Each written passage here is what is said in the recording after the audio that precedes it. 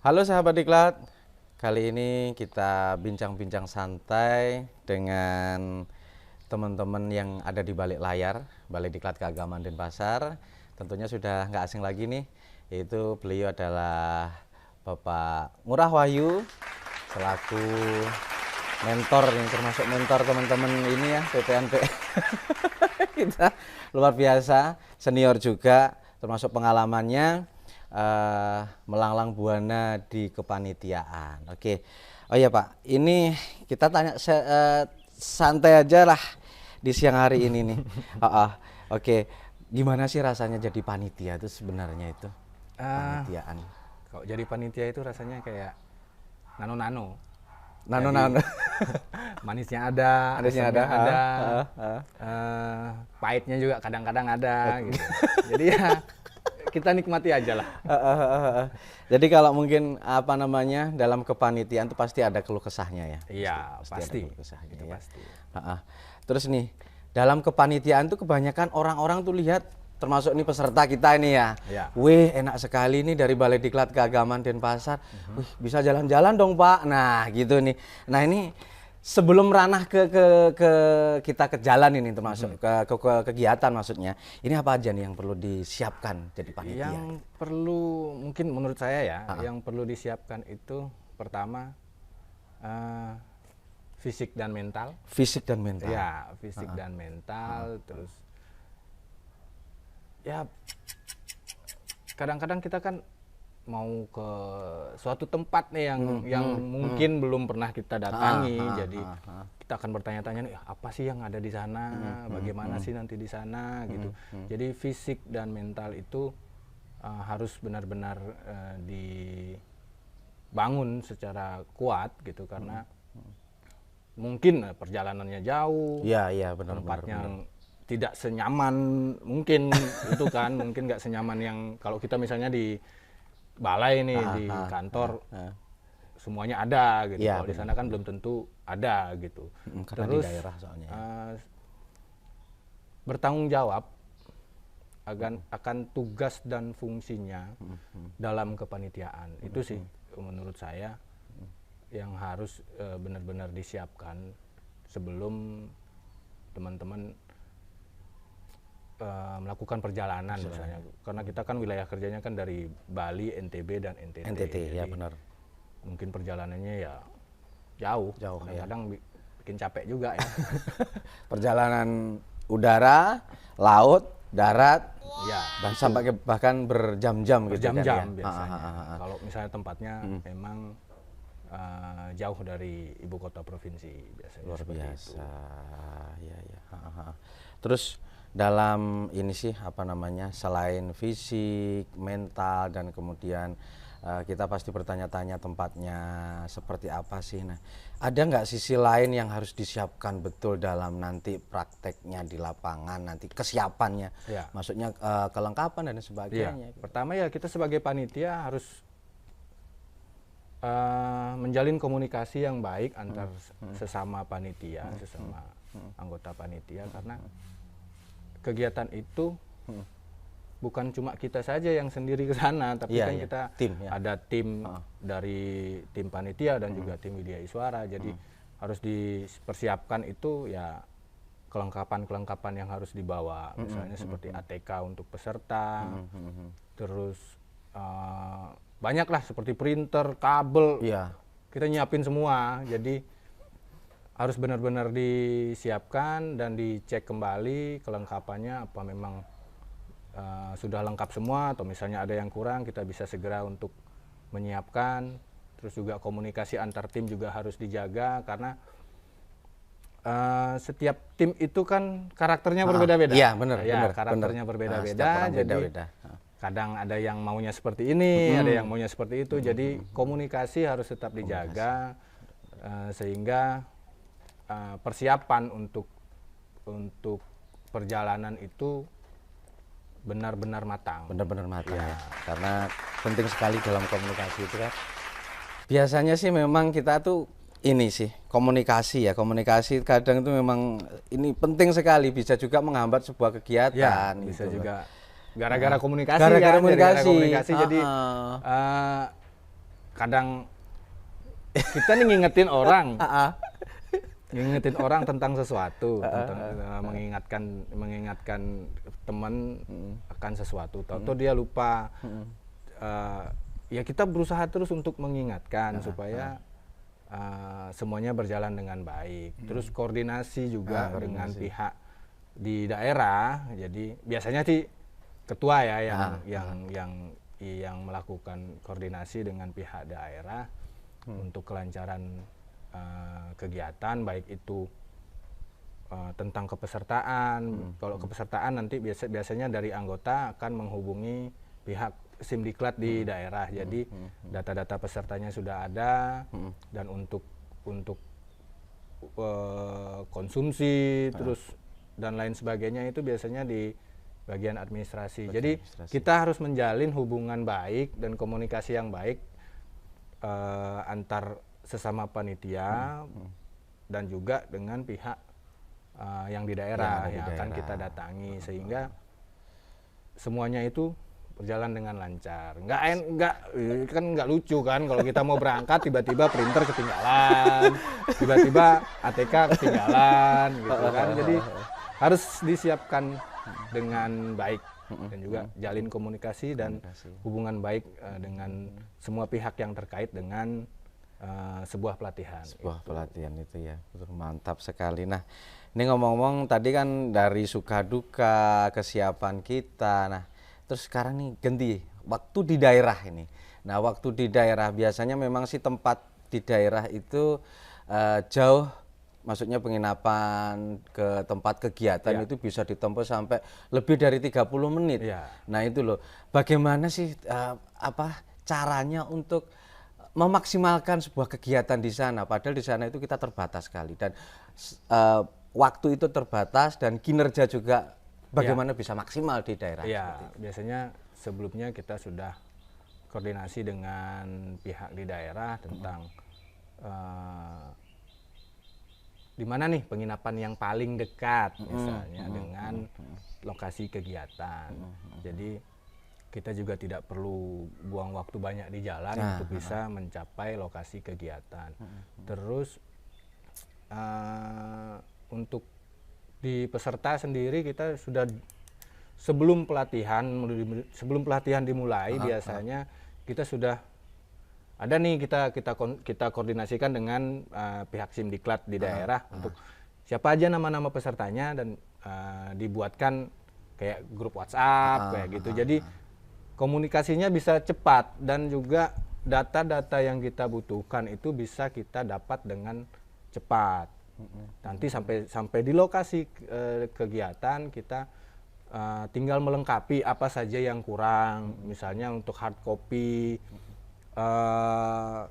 SK, terus surat keterangan sehat, NPWP, buku rekening, nanti kita bisa dapatkan di sana. Jadi untuk data-data pribadi peserta itu kita tinggal melengkapi sedikit demi sedikit, karena sebagian besar dan bahkan semuanya yang sudah masuk ke dalam daftar calon peserta itu data-datanya sudah ada di Simdiklat. Jadi nanti sampai sana kita tinggal merevisi apa saja yang kurang. Misalnya biasanya ada yang belum mencantumkan di Simdiklat nomor rekening, nomor NPWP, terus nomor telepon dan sebagainya. Jadi dengan adanya grup WhatsApp itu, jadi data yang kita dapat bisa lebih cepat kita terima. Lebih cepat ya.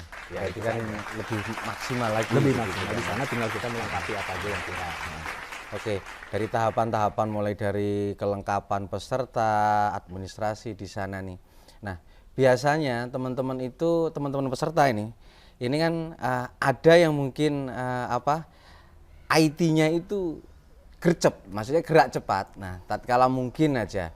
Jadi gimana sih kalau panitia itu biasanya kan, mohon maaf nih, yang peserta yang sudah senior usianya seperti itu, kesabaran perlu nggak sih seperti itu? Perlu, karena kita di sana itu sebagai panitia ya, terutama kita melayani.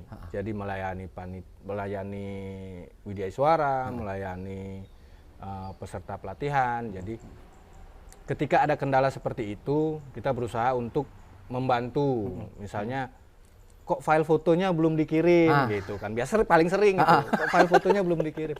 Pak, maaf Pak, saya belum sempat foto. Maaf Pak, saya tidak bisa upload atau bagaimana. Nah, iya. Jadi di sanalah kita membantu untuk melengkapi itu. Jadi kadang-kadang yang nggak jarang nih ya. Sampai di hari keempat misalnya ada yang belum ngumpul foto.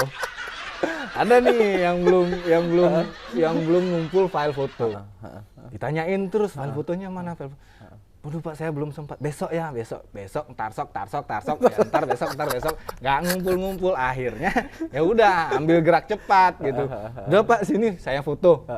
Akhirnya kita foto, kita edit sendiri ya sudah. Jadi kita bisa terima kelengkapan peserta itu semuanya bisa terkumpul gitu loh. Jadi banyak yang seperti itu. Jadi agak susah gitu. Iya, memang perlu kesabaran. Kesabaran gitu ya. Komunikatif sambil lah. lulus dada lah gitu kan. Sambil lulus dada gitu. Karena apa? Kelengkapan itu kan penting. Maksudnya ketika nanti misalnya file foto saja gitu kan. Mereka nggak ngumpul. Lah terus di sertifikatnya mau dikasih foto siapa gitu kan. Kasih foto kita aja. Masa fotonya panitia mau ditaruh di sana kan nggak mungkin. Gitu. Jadi kita memudahkan mereka untuk itu, jadi kita membantu gitu. Jadi apa ya? Maksudnya kalau kita memudahkan urusan orang kan urusan kita juga dipermudah. Mantap. Oke. Jadi memang suka duka kepanitiaan di situ ya, mulai dari menyiapkan kelengkapan sebelum berangkat, terus kemudian koordinasi antar satu tim, kemudian menyiapkan lagi istilahnya grup WhatsApp dan komunikasi di lapangan seperti itu nih. Karena itu penting. Gitu. Jadi gini Pak, ini agak-agak slow sedikit sih. Pernah nggak digodain sama peserta ini? Pernah. Kalau itu pernah. Mungkin semua teman-teman ini pernah. Gitu kan. Kalau kita di daerah kan dikira mungkin kayak saya ini kan ABG, termasuk Pak juga. Wah, ini masih bisa dia 20. Pernah gitu digodain. Ya maksudnya digodain yang masih wajar. Bercanda. Oke. Lagi nih. Ini suka duka ini. Suka duka artinya di dalam perjalanan kegiatan seperti itu yang mungkin tarafnya itu bukan tarafnya, jaraknya jauh.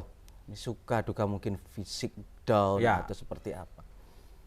Pertama sih mungkin capek gitu, pasti capek karena kita pernah perjalanan darat itu sampai 8 jam.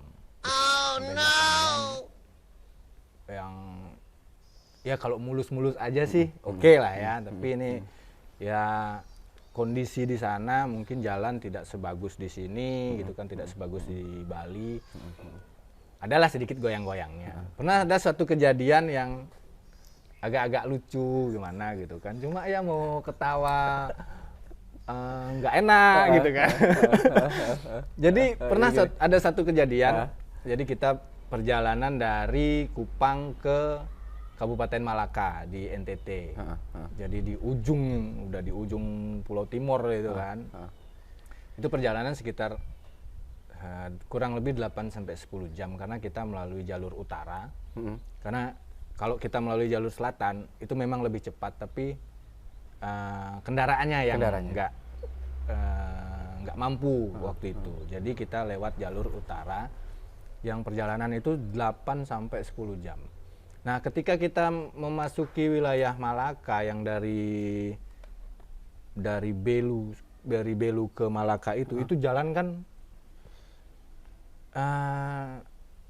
mobil off-road aja mungkin bingung kok lewat sana, mau nyari jalan yang mana nih gitu. Maksudnya itu banting kiri lubang, banting kanan jurang. Nah, kan ngeri sekali. Nah, itu yang seperti itu. Jadi pernah ada satu kejadian di Malaka, jadi kebetulan kita berangkat dengan Pak Kasubag TU, karena waktu itu Bapak Kasubag juga sebagai ketua tim. Terus ada juga Bapak Kepala Balai. Bapak Kepala Balai, mohon maaf Pak, ini kemarin sempat celananya robek. Jadi karena saking kerasnya guncangan ya, sampai Bapak Kepala Balai apa ya? sampai gimana gitu di dalam mobil, terus tiba-tiba celananya robek. Terus bapak kepala balik nanya ke supirnya gitu kan, ke supir travel yang kita sewa itu, ini jalannya kok rusak gini Pak? Iya Pak, memang rusak. Sejak kapan jalan ini rusak? Dan dengan entengnya supirnya bilang, sejak Indonesia merdeka Pak. Berarti sudah lama. Iya, berarti sudah lama kan? Berarti sudah lama. Jalan itu benar-benar rusak. Bener-bener rusak, Jadi kalau kita bawa mobil itu harus benar-benar pelan. Jadi nggak bisa langsung tancap gas kayak jalan aspal mulus gitu loh. Jadi itulah kejadian-kejadian unik gitu. Jadi satu celana robek, yang kedua dijawab seperti itu. Sejak kapan jalan ini rusak? Sejak Indonesia merdeka. Jadi itu jadi pikiran kan ya, maksudnya jadi pikiran. Oh berarti tiap hari. Iya, mereka tiap hari lewat sini gitu loh. Mereka aja nggak ngeluh. Tapi kenapa kita baru sekali lewat kok ngeluh gitu kan? Jadi kita dengan segala yang kita miliki di sini, maksudnya jalannya bagus, infrastrukturnya bagus, ketika kita di daerah seperti itu, ya kita jangan ngeluh karena itu memang realita yang ada gitu. Jadi mereka saja yang di sana tidak pernah ngeluh melewati jalan itu, karena konon kata teman-teman di sana, karena jalan itu melintasi, maksudnya ada aliran air. Seperti sungai kecil gitu, jadi jalan itu dipotong oleh sungai kecil. Kalau musim kering nggak apa-apa, tapi ketika musim hujan, itu akses jalan itu pasti terputus karena itu ada aliran sungai. Jadi mau nggak mau teman-teman di sana harus nyewa ojek angkut motor. Jadi motor itu diangkut melewati banjir, setelah itu baru mereka bisa ke kantor gitu. Itu realita-realita yang di sana. Jadi bersyukurlah kita yang ada di sini, yang semuanya ada, jalan mulus, gedung bagus, mau nyari apa ada gitu kan. Jadi bersyukur, lebih banyak bersyukur. Jadi ketika di sana kita juga lebih banyak bersyukur. Oh iya ya, kita harus bersyukur ini tinggal di kota besar yang semuanya ada. Semua ada. Jadi kalau di sana, kalau di daerah-daerah seperti itu banyak sih daerah-daerah terutama yang di NTT, banyak yang ya jalannya lah yang rusak, susah untuk nyari sesuatu gitu. Apa yang kita butuhkan di sana apa yang kita bisa dapat di sini belum tentu kita bisa dapat di sana. Betul. Jadi agak susah. Jadi oleh karena itulah makanya segala sesuatu yang akan dibawa untuk pelatihan ke suatu daerah harus kita cek lagi kelengkapannya. Apakah sudah benar-benar lengkap atau masih ada yang kurang? Jangan sampai di sana kita yang kelabakan. Karena tidak semua tempat ada. Iya benar. Gitu. Benar. Atau juga tripnya terlalu mungkin sangat jauh ya. Sangat jauh dan seperti itu dah ceritanya. Jadi memang kesiapan kepanitiaan itu memang benar-benar harus disiapkan dengan matang gitu. Luar biasa. Oke, kali ini udah ya dari awal, jadi teman-teman semuanya sudah mengetahui. Jadi biasanya sih, wah enak Pak, kita Bapak jalan-jalan ya naik pesawat, wah bisa menginap di sana dan sebagainya. Padahal kenyataannya juga kita neredek. Fisik, mental, dan sebagainya. Iya itu, kalau cuaca baik seperti ini misalnya kan, cuacanya bagus, penerbangan sih oke-oke aja. Tapi ketika itu hujan, ada badai, ya maksudnya anginnya kenceng lah di atas, kita juga neredek. Iya benar ya. Iya, kita juga takut gitu kan, karena di pesawat itu nggak selalu mulus-mulus aja gitu kan, adalah guncangan-guncangan, apalagi kalau kondisinya sedang berangin gitu. Kita juga narik-narik napas itu.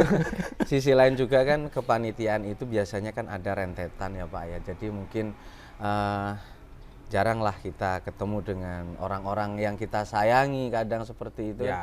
Ya sama dengan mungkin WI seperti itu juga. Iya, kalau panitia kan panitia itu kan sekarang berangkat, terus besoknya mungkin off ya. Sekarang berangkat mungkin off.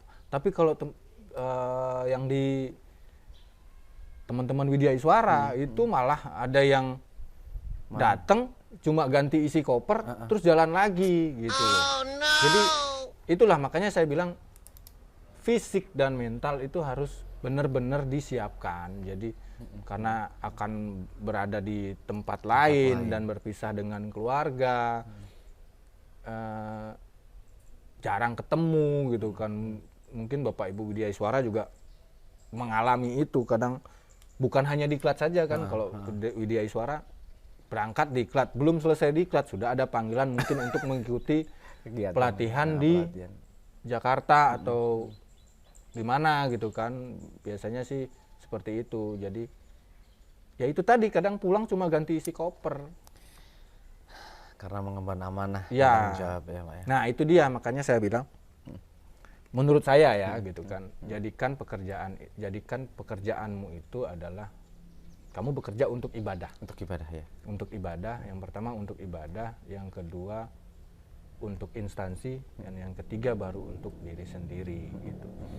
Jadi berusaha untuk bekerja dengan baik karena itu ibadah, berusaha untuk bekerja dengan baik karena itu kita mengemban amanah yang diberikan oleh instansi. Jadi kita bekerja bukan membawa nama diri sendiri, tapi membawa nama instansi. Jadi di sana kita harus bekerja dengan baik, jangan sampai mempermalukan instansi, itu saja. Gitu. Ya, jadi kalau sudah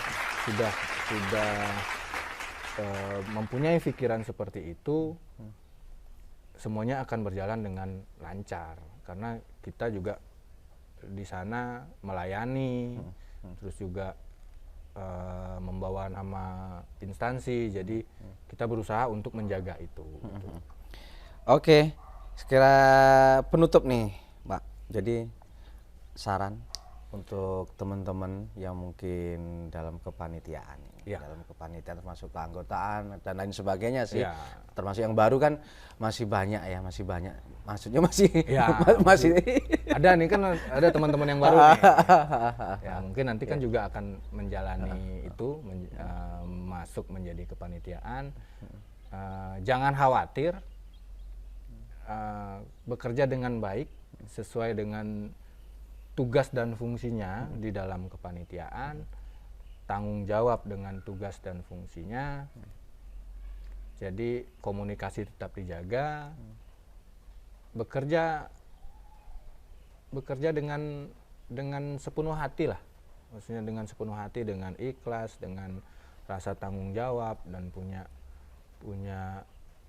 dedikasi terhadap instansi. Jadi jangan kita bawa nama sendiri, tapi harus tetap nama instansi harus dikedepankan, karena kita di sini juga, maksudnya di Balai Diklat ini, Balai Diklat adalah lembaga pendidikan, jadi kita berikanlah pelayanan yang baik kepada peserta pelatihan, karena itulah tugas dan fungsi kita di Balai Diklat, melaksanakan pelatihan. Bagaimana pelatihan itu bisa berjalan dengan lancar, jadi kita perlu adanya koordinasi, komunikasi yang baik maksudnya ke semua pihak yang berkepentingan di dalam sebuah pelatihan. Jadi untuk teman-teman ini yang baru, kemarin ada lagi kan berapa orang? Ada empat ya. Orang yang baru. 4 orang. Siapkan fisik, siapkan mental. Bangun tanggung jawab terhadap pekerjaan, terus bekerja dengan ikhlas, bekerja dengan cerdas. Karena kalau kerja keras aja nggak cukup kan gitu. Kerja keras saja nggak cukup. Memang perlu harus kerja cerdas berarti. Ya, harus kerja cerdas. Kerja cepat, kerja cerdas. Nih mantap. Jadi seperti itu. Oke. Mungkin cukup itu Pak ya. Terima kasih banyak. Ini bukan kali pertama, nanti ada yang selanjutnya mungkin dari teman-teman juga, dari kegiatan kepanitiaan yang lain. Kita nanti share gitu kan, siapa tahu nanti, wih ini ternyata dulu pernah jadi panitia saya gitu kan. Gitu. Oke, terima kasih banyak. Oke, kita sambung di episode selanjutnya. Terima kasih, bye.